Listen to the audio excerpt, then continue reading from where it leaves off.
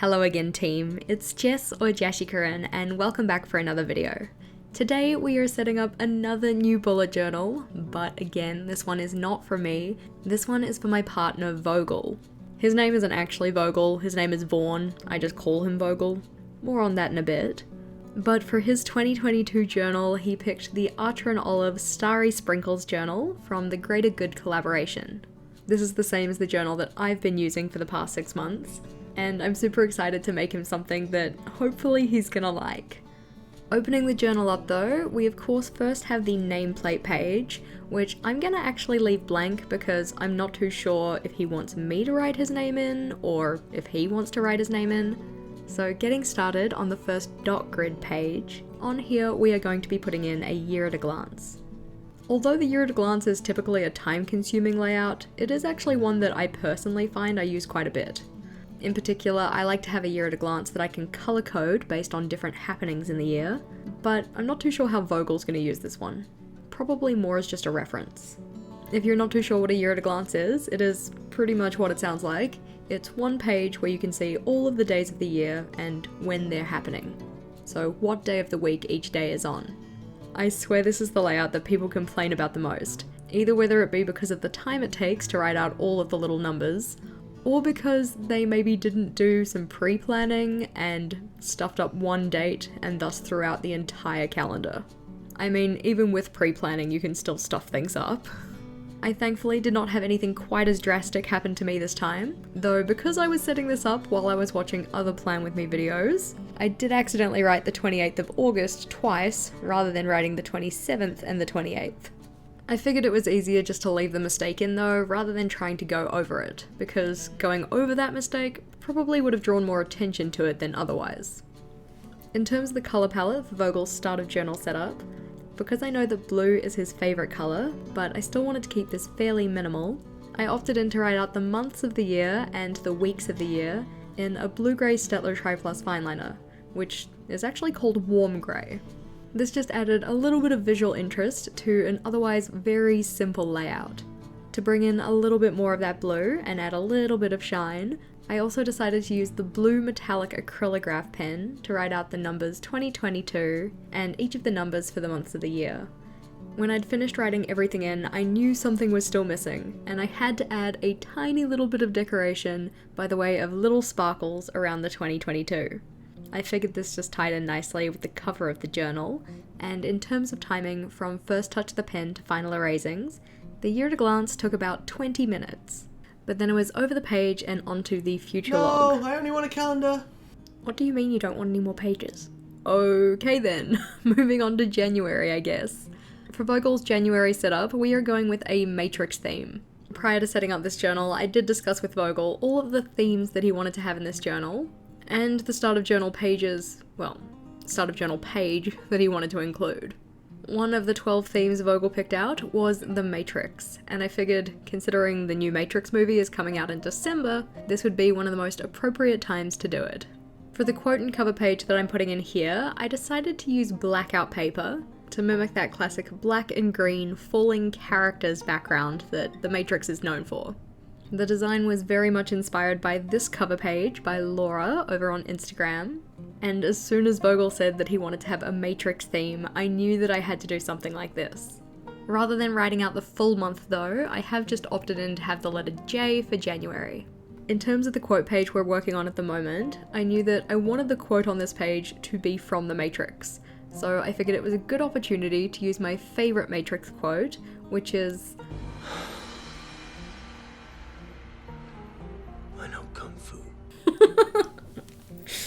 like, if anybody else said it, I'd probably really hate it, but because Keanu Reeves said it, I'm like all for it.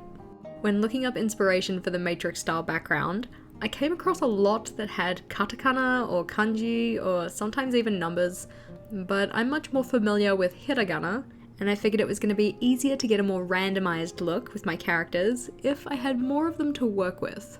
So rather than using numbers, where you only have 10, so 0 through to 9, in the hiragana alphabet you have at least 45. It's been a while since I took Japanese, so I do apologize if any of my characters look a little not correct, or if my stroke order is particularly bad. And I also do apologize if I've written anything in there that is offensive. That is not my intention. Effectively, all I did was go through the alphabet in order over and over again until I stuffed one up. And then I just kind of randomized it. And then I went back to doing alphabetical order. As you can see, to write in all of the green characters, I'm using the green acrylograph pen from the primary collection in the 0.7mm nib. This worked out really well because the ink is really opaque, it dried faster than I expected it to, and I didn't get any transfer when I turned the page and started working on the next spread, and no smudging when I erased my pencil lines. I was actually very impressed. I was really worried that in doing the erasing, I was just going to smudge all of the work that I just done. So I would very much recommend the acrylographs. Of course, if you are going to get yourself a set or anything else from Archer and Olive, remember you can use my discount code JashiiCorrin10 for 10% off. But only if you want to. In terms of timing though, the quote and cover page took about 23 minutes combined, but that doesn't include idea generation time or sketching in time. Flipping over though, and it's on to the monthly log. Vogel decided that he wanted to have calendar style monthly logs, so I'm going in and rolling up a calendar grid where each calendar box is 6 squares across and 6 squares down. Now, I am aware that Vogel means bird in German, I think, but here Vogel, or Vogels, is actually a brand of bread, which is where Vaughn got his name. When he and I were in our final year of high school, he had a role as a peer supporter. So effectively, it's like a mentor student for younger students. Anyway, the younger students that he was looking after decided that they wanted to rename him, so rather than calling him Vaughn, they opted to call him Vogel instead. They thought it was hilarious naming him after a loaf of bread, especially considering he doesn't actually like Vogel's bread. And I didn't necessarily find it as funny as his students did, but I did appreciate how much it bothered him. It doesn't so much bother him anymore, but ever since I have called him Vogel. In terms of what we're doing on the monthly log though, here you can see I'm putting in the headers for each day of the week. For this, I wanted to make little black boxes that looked like they'd glitched, so effectively with segments out of place. The design of these was pretty simple, even if time consuming, so rather than just drawing a box with 4 edges, you treat it as if some segments have been misplaced, so shifted out from where they usually would be found. Because the design of each of these was random, it's a little bit hard to explain, but hopefully you can kind of see what I mean. To do the outlining of the boxes, I used the Faber-Castell Pitt Artist Pen in the extra small or 0.1 size tip, and then in true Jess form, I also decided to colour them in with that pen, which was very time consuming. To write the numbers in on the calendar though, I opted to use a green Staedtler Tri-Plus fineliner, and then I again went in with the green acrylograph to write the headers for each of the weekdays. For the open panel on the right hand side of the page, I decided to fill this one with a quote as well. The quote that I went with was also from the first Matrix movie, and it says, "I don't know the future. I didn't come here to tell you how this is going to end. I came here to tell you how it's going to begin." This one comes from Neo's final speech in the movie, and I just thought it was kind of a nice quote for the start of the year. The whole idea of new beginnings and not necessarily knowing what the future holds, but getting started on a new chapter. Once the quote was done though, it was then time to add in more of the hiragana around the page. It was a little bit harder for this one, especially at the bottom, to get that kind of same falling characters effect, just because given where I put the calendar grid, there were only 2 lines of space at the bottom. I did at least get to vary their positions at the top. I also ended up putting the characters between the 2 separate calendar boxes, and also by the quote, just because the space looked a little bit empty, but I'm not too sure if I really like them there. Oh well, it's too late now. I'm sure that Vogel won't mind. In terms of timing though, from first touch of the pen to final erasings, our monthly log took about 50 minutes to put in, and that time was certainly increased by those little glitch style headers for the days of the week. Just doing simple boxes for those, this one would have taken a lot less time. I asked Vogel if he wanted any trackers or other dedicated pages in his monthly setups, but he said nope, the calendar is sufficient, so I guess we're on to the weeklies. For each of the weekly spreads in Vogel's bullet journal, we're going with the same style of having 8 boxes, so 1 for each day of the week and 1 for notes. For the weekly logs in this setup, each of those took about 25 minutes, but I'll only be setting up the first one on camera, because they're all the same. The reason that a layout with 8 boxes took as long as it did is because I again wanted to use those glitch style boxes to hold the initials for each day of the week.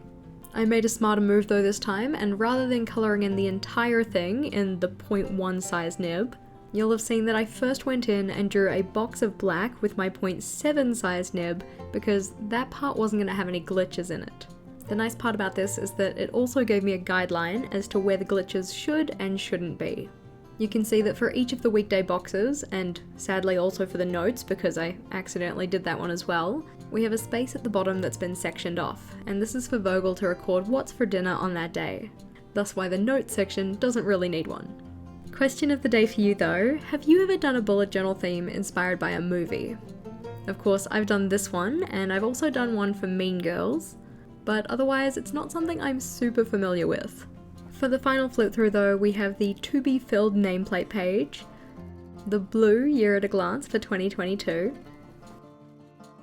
the matrix style quote and cover page on blackout paper for January, our calendar style monthly log, and then the first weekly for the new year. In terms of pages, this is a much more simple setup than I've done before. Hopefully Vogel likes it, and hopefully you guys did too. If you enjoyed today's video, please do make sure to give it a big thumbs up, and if you hadn't already and felt so inclined, feel free to subscribe to my channel for more on planning, productivity, and personal development. Until next time, bye!